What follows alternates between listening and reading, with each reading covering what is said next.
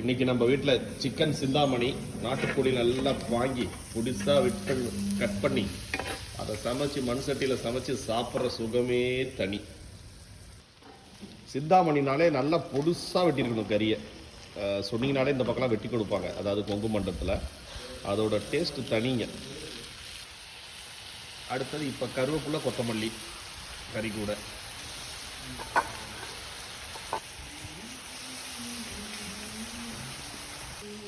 இப்போ மஞ்சள். இதான் வீட்டு முறை சிந்தாமணி.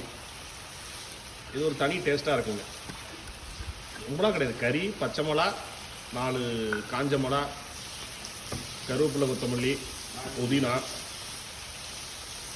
இஞ்சி பூண்டு பேஸ்ட்டு,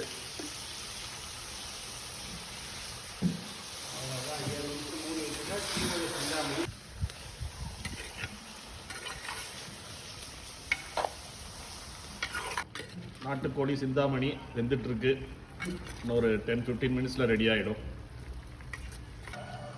ஆல்மோஸ்ட் இறக்குற கண்டிஷன் வந்துருச்சு. சிந்தாமணி, நாட்டுக்கோழி சிந்தாமணி. தேங்காயும் போட்டாச்சு.